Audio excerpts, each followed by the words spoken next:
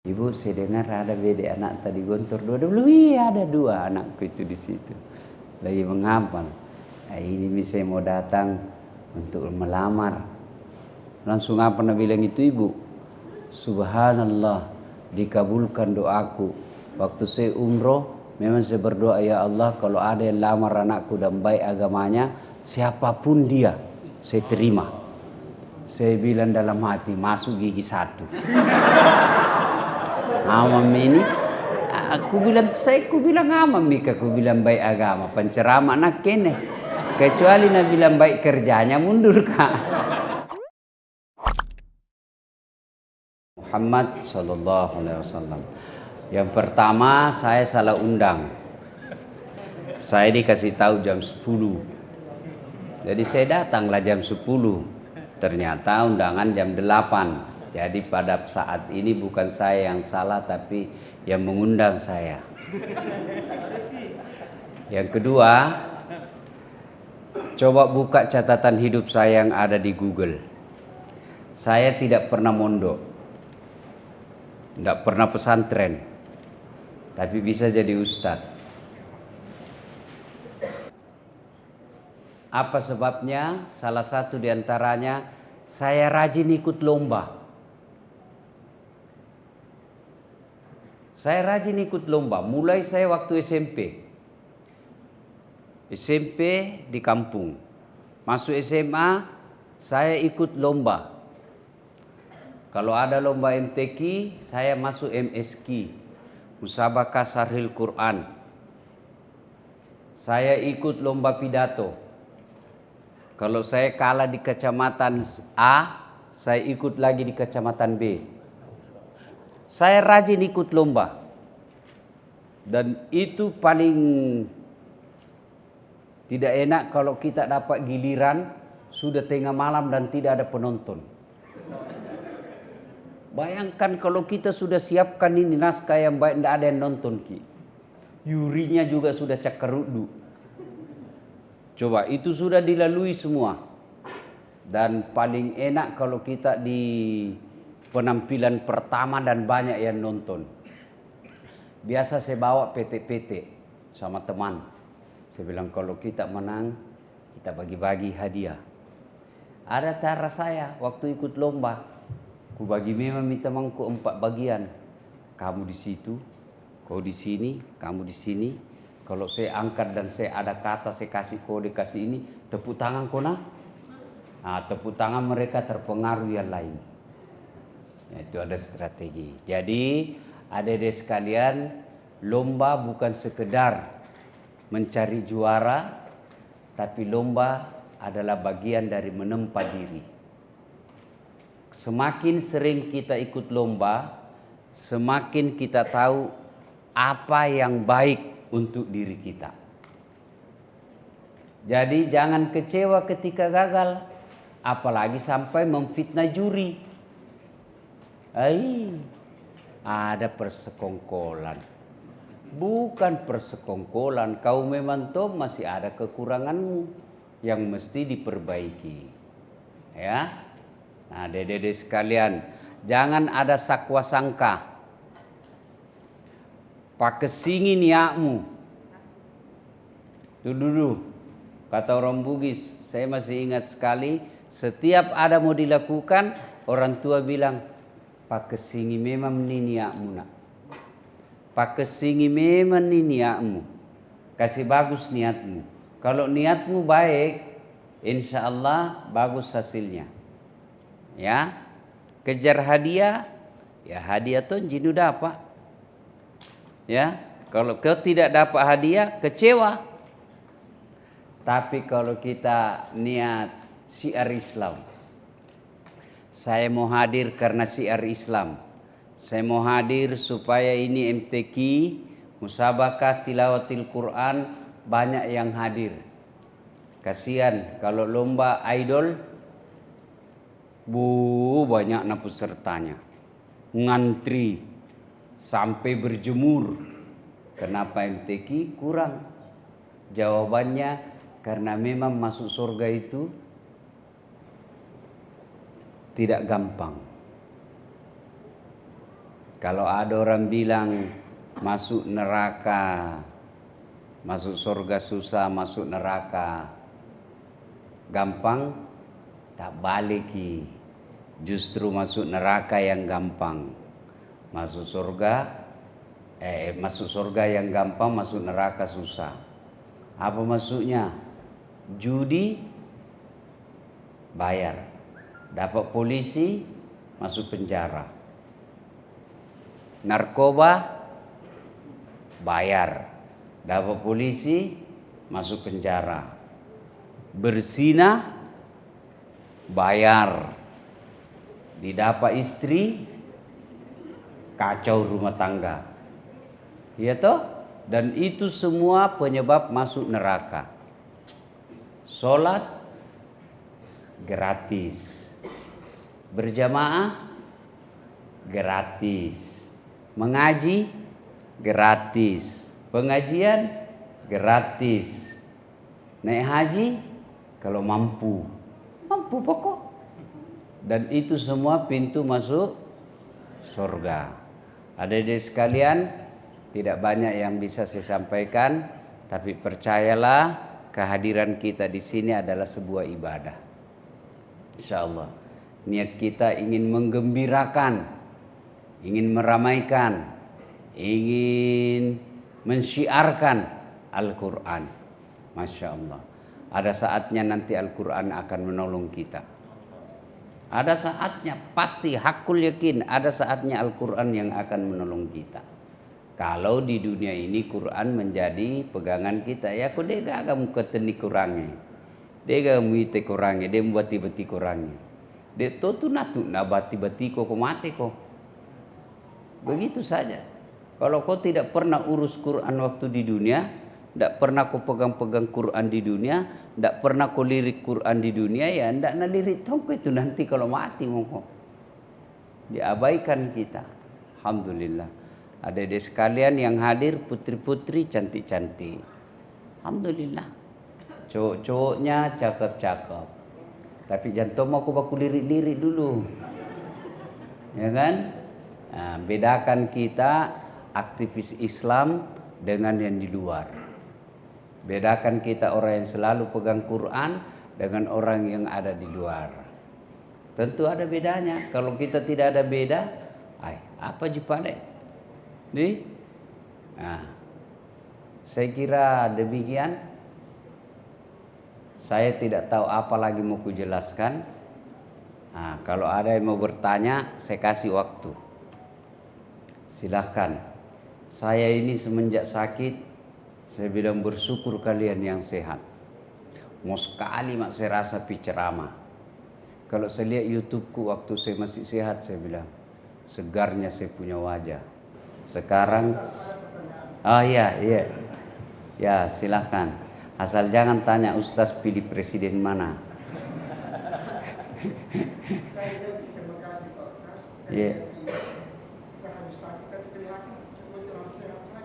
Saya Saya masih sakit sampai sekarang. Alhamdulillah.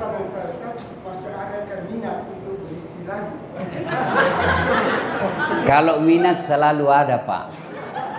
Cuma saya sayang istriku. Saya kalau Bapak tanya masih minat ke Ustaz, karena ini dalam masjid tentu berdosa saya kalau bohong. Ya, kalau minat selalu ada minat Pak. Boleh dikata tiap hari. Cuma bukan saya takut sama istriku, saya sayang istri saya. Waduh, Bu, serius kah ini ya Dede? Serius saya ini. Saya kan sudah 10 tahun sama Mama Nyece. Tapi boleh dikata tidak pernah sama.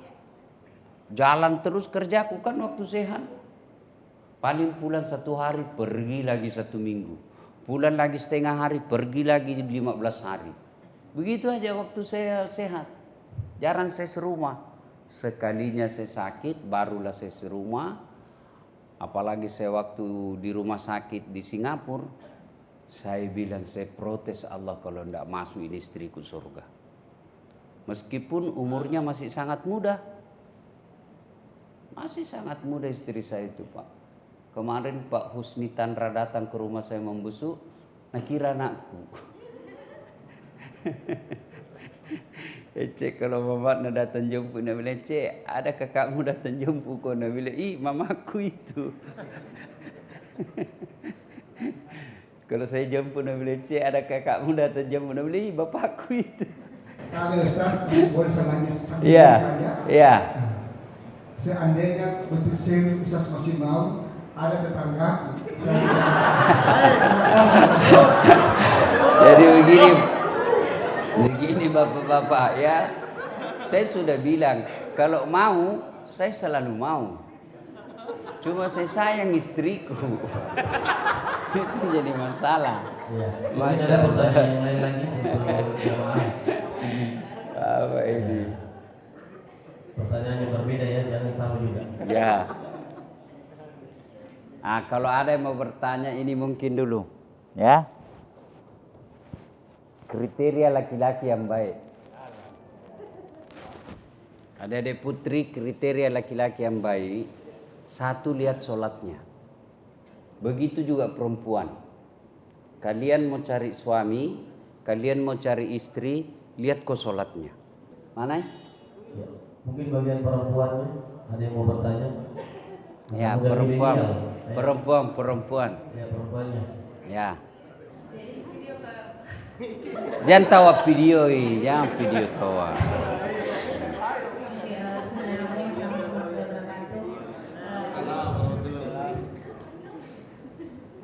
Mau kalau tanya Ustaz, bagaimana cara tahu ada temanku?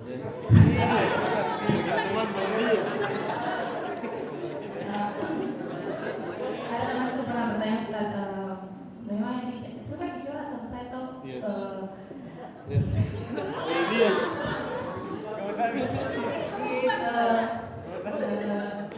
Iya, bertanya sama saya Ustaz, cuma tuh tidak tahu Kak mau bilang apa sama dia, jadi mungkin mau katanya bagaimana caranya, dia bilang begini sama saya, bagaimana caranya yakinkan ini pasangannya untuk segera ini halalkan ya. Terima kasih. Pertama, ada deh, ini serius. Dengar dulu deh, ini serius ya. Banyak orang sesat karena salah memilih tempat curhat. Itu dulu. Jadi kalau mau curhat, lihat dulu siapa temanmu curhat. Ya. Jangan sampai kau curhat ember bocor. Ya, disuruh simpan rahasia malah nabongkar rahasiamu. Besok-besok ada yang mau lamar kok, rahasiamu yang tadi itu sangat rahasia, terungkap gara-gara tempatmu curhat salah tempat. Ya, curhat kepada ibu bagus. Karena itu orang tua, tidak mungkin nak kasih kau jalan keluar yang keliru. Kenapa mesti malu? Dia ibumu, tidak mungkin dia rahasiamu itu yang sangat rahasia dia cerita. Lebih ke cerita ke ibu, itu paling baik. Sambil kau menangis, kau peluk-peluk ibumu, itu kau peluk sorga. Dan pasti dia kasih kau jalan keluar yang baik. Ma, ada ini yang suka Kak, tapi begini. Itu jauh lebih tepat kamu tempat curhat kepada ibumu. Ya? Dan dia akan cerita ke suaminya. Entah lain bapakmu. Ada yang bagus suka ini anak tak begini. Nah, bapaknya akan kasih tahu itu anaknya yang laki-laki. Coba ku selidiki siapa ini yang laki-laki. Nah, ternyata sudah nak selidiki. Baik ji Pak, keluarga baik. Sudah suruh melamar. Kalian juga cewek, jantung mah kok lama mau dipatolo-tolo. Dijanji-janji jago silver queen. Paceton. Malam minggu dibawakan coklat tak satu. Berbunga-bunga mimekar. Jam mau kode pacaran. Saya mau tahu, saya sama istriku yang di rumah itu tidak pernah ketemu. Tidak pernah aku lihat foto. Jadi ceritanya begini. Saya ke pesantren Darul Istiqomah. Sebelumnya saya lagi di bandara, ketemu Prof. Penny Haju, dosen guru besar FKM Unhas. Dia bilang, Ustaz menikah kok, tidak enak jadi mubalik tidak diistrimu. Mubalik kiri kanan nasihat perkawinan, baru kau tidak istrimu. Saya bilang, tidak ada, langsung dia bilang, ada keluargaku sarjana Quran di Gorontalo, kalau kau mau. Baiklah, pulang dari Malaysia, baru kita pergi lihat, kenalan. Pergilah saya Malaysia. Waktu itu saya lagi ambil S3. Nah, sudah pulang dari sana, tiba-tiba saya lagi mengajar. Saya kan dosen di Sospol Unhas. Saya lagi mengajar, tiba-tiba na SMS, Kak, belum ada WhatsApp waktu itu. SMS. Woi, bagaimana? Mau ikut pergi acara nikah massal? Waktu itu di Darul Istiqamah ada nikah 40 pasang. Dan menikah 16 tahun, 17 tahun. Cepat-cepat menikah semua perempuannya. Lalu dia bilang apa? Tidak bisa menghafal kalau jatuh cinta. Kalau dikasih menikahi, hafalannya fokus. Sudahlah, ikutlah saya. Begitu saya ikut, tiba-tiba ada ibu-ibu disebut namanya, padahal ada gubernur, ada ketua DPR waktu itu. Tapi ini disebut, terima kasih kepada Ibu Haji Nadira yang telah membantu acara ini. Saya tanya Prof. Penny, siapa itu? Satu-satunya ibu-ibu disebut ucapan terima kasih. Dia bilang dia membantu ini pesantren, banyak membantu pesantren. Wah, sekalinya naik mobilnya, wah, mobil waktu itu yang dipakai, mobil seperti mobilnya presiden. Dia bilang, wih, hebat ini. Saya tidak tahu kalau dia itu yang punya. Oh. Dia bilang, ada anaknya di Gontor. Prof. Penny Haju ngomong waktu itu, dia bilang, ada anaknya penghafal Quran 2 di Gontor. Memang kasih kenal, Kak. Dia bilang, bagaimana sepupuku? Saya bilang, mana saja yang cepat. Kenalan saya itu ibu. Sudah itu, hari Ahad saya kenalan, Jumat pi melamar. Ahad saya kenalan ibunya, Jumat saya pi melamar. Saya ingat sekali, selesai khotbah saya itu ada di Jalan Alauddin Masjid, komplek BNI atau komplek BIK itu. Ada masjid di situ kan? Ya? Komplek BI ya. Nah, selesai saya khotbah, langsung saya bilang, saya lebih pi melamar. Saya kasih tahu sopirku, kau tahu Limbung? Saya waktu itu saya belum tahu itu Limbung. Dia bilang sopirku, saya tahu ji, ayo kita ke Limbung. Pergilah saya ke Limbung. Bayangkan bos, dalam perjalanan baru saya telepon ibuku, Mak, melok kalau letu. Dia bilang mamaku, ni kan melok meletu ki. Kadaka apa kepala korang? Wih, makasih. Masalahnya nak puji moko kah?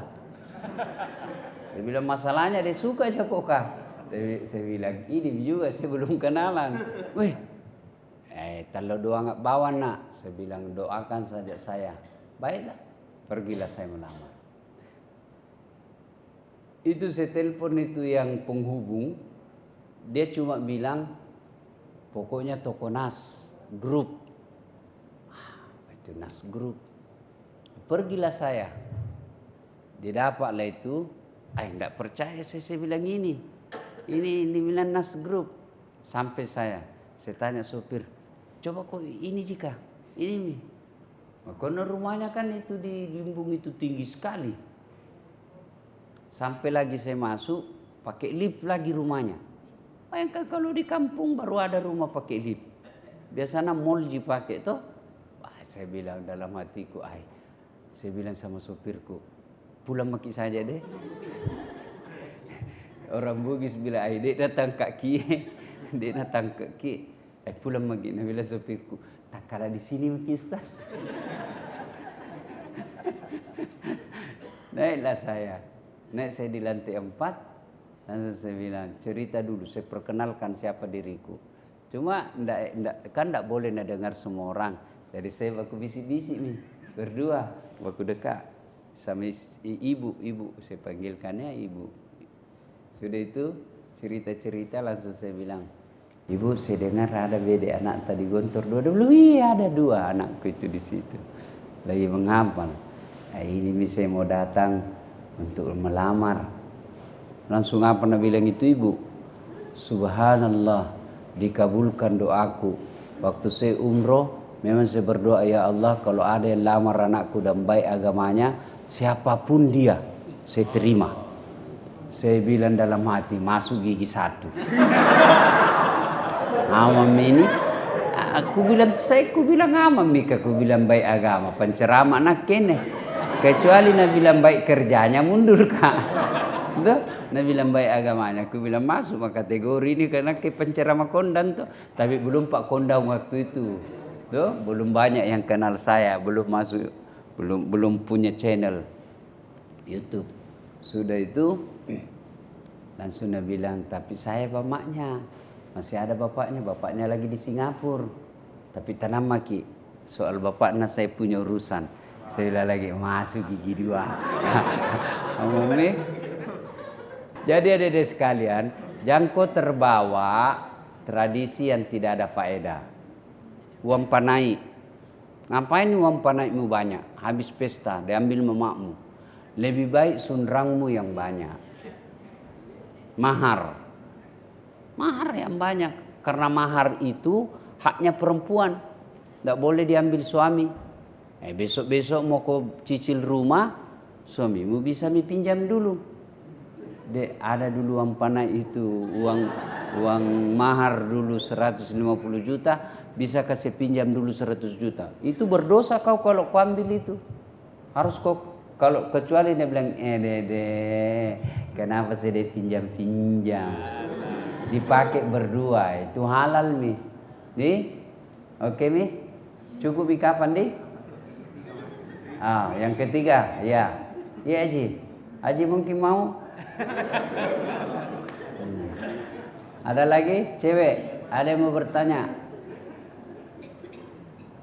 Itu saja deh. Kalau mau kau dapat suami yang baik, lihat sholatnya. Itu mau saja. Kalau baik sholatnya, masa depanmu insya Allah bagus. Tapi kalau tidak beres sholatnya, jangan mau biar dia gagah bagaimana, cerdas bagaimana, jangan kau percaya. Tuhannya saja dia tipu. Izin Ustaz. Iya Ustaz. Iya. Bismillahirrahmanirrahim. Assalamualaikum warahmatullahi wabarakatuh. Waalaikumsalam warahmatullahi wabarakatuh. Semoga Ustaz Dasar Rasid senantiasa diberikan kesehatan. Amin ya Allah, amin ya Allah. Pertanyaan saya Ustaz, di sini ada banyak teman-teman pengusaha tadi juga sempat hadir dari pemerintahan. Iya. Bagaimana seharusnya sikap kita sebagai pengusaha atau pemerintah, Ustaz Dasar bisa memberi pesan supaya giat-giat seperti ini itu bisa rutin berjalan dan alhamdulillah kami melihat sponsor dari MTQ kali ini luar biasa betul, memberikan apresiasi 1 unit rumah. Bagaimana supaya ini itu bisa rutin dilaksanakan dan meriah, supaya orang-orang yang memuliakan Al-Quran ini itu bisa kita muliakan. Terima kasih Ustaz. Terima kasih. Waalaikumsalam warahmatullahi wabarakatuh. Allah itu tidak pernah melarang kita jadi pengusaha. Bahkan Anda tahu kenapa Abu Bakar, Utsman itu gampang dan cepat masuk Islam? Karena persahabatannya dalam usaha. Itu kenapa Abu Bakar cepat masuk Islam, Utsman cepat masuk Islam, Abdurrahman bin Auf masuk Islam? Karena persahabatannya dalam usaha. Karena dia lihat ini Muhammad manusia yang tidak pernah bohong, manusia paling baik, tidak pernah merugikan orang. Dan begitu dinyatakan Nabi, mereka cepat mengakuinya. Nah, pengusaha. Cuma satu cobaannya pengusaha. Kalau dia mampu lompati itu bakil, pelit, sekek, kikirigan lapak ujam batang. Kalau dia bisa lewati itu lebih gampang masuk surga daripada kita orang miskin. Apa mau kalahkan orang kaya? Sembayang kok, sembayangi juga. Puasa kok, puasa juga. Tahajud kok tahajud juga, mengaji kok mengaji juga. Berjamaah kok berjamaah juga, tapi dia pergi haji. Diam-diam maki kita kendaruan tak. Dia bangun masjid, diam-diam maki kita. Kita hanya menjadi buruh. Orang kaya yang pemurah nomor 1 masuk surga. Kalau dia pemurah, maka penyakitnya orang pengusaha itu bakil, pelit. Nah, di situ masuknya setan. Nabi kok baik rumah aja ini hadiahnya, bisa kau jadikan modal. Nah, masuk misalnya setan. Jangan kok yang kecil-kecil mau. Itu masuk lagi setan. Jangan pikir ketika sudah mau menyumbang, lewat sudah begini, lewat setan. Tidak, nagoda kau lagi.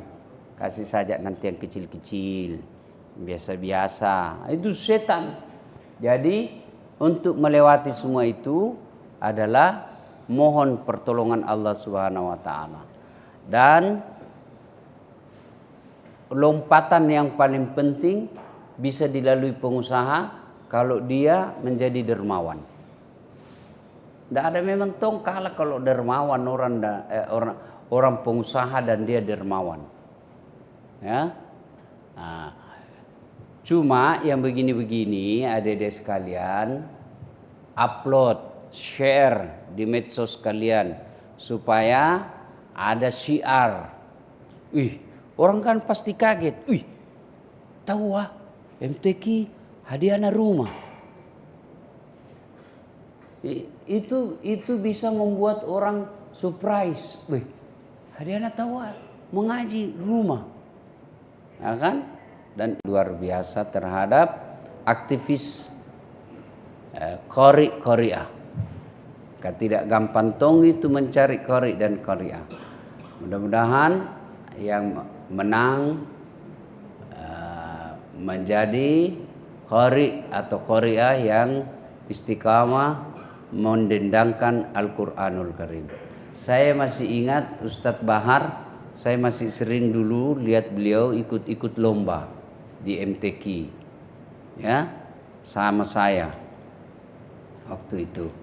Alhamdulillah dengan izin Allah kita eksis tetap sampai jalurnya sekarang.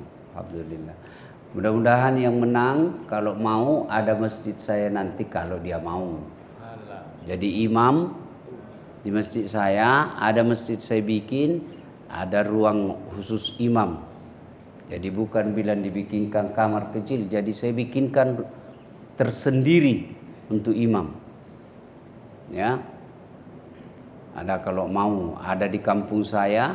Itu lebih cantik lagi rumahnya imam. Saya kasih kamarnya ber-AC, lengkap dapurnya, ya. Pokoknya saya buat seperti rumah saya sendiri untuk imam. Nah, cuma agak jauh dia di kampung di Pinrang. Nanti ada finansial, tetap ada. Nah, kalau ada yang mau, silakan nanti hubungi nomor telepon dan nomor telepon atau langsung ke saya. Ada juga yang masjid yang lagi saya bikin di Talasak City. Nah, itu rumahnya juga imam saya pisahkan. Ya, memang rumah untuk imam. Ya, bukan bilang ini kan kalau di samping-samping tidak bisa masak. Tinggal hanya sekejap saja pergi. Ini rumah saya bikinkan untuk imam, untuk menghargai imam. Ya, karena kalau imamnya bagus, insya Allah baik. Imam di kompleks saya, ndak, artinya memang baik caranya membuat kita khusyuk sholat. Saya senang. Saya bawa umroh nanti insya Allah bulan 7. Ya, rezeki kalau ada adik-adik sekalian. Bagus cara imamnya. Mudah-mudahan suatu ketika saya dengar di masjid, cocok jadi ini, ayo kita pergi umroh. Ya, ini nanti insya Allah bulan 7 ada 17 orang kita kasih umroh. 10 polisi, yang 7 imam dan marbot. Mudah-mudahan suatu waktu bisa umroh bersama saya, insyaallah. Amin. Terima kasih. Terima kasih. Selamat bertanding, selamat berlomba. Mudah-mudahan yang menang Allah ridai, tidak membuat takabur, dan yang kalah semakin bersemangat untuk ikut lomba lagi.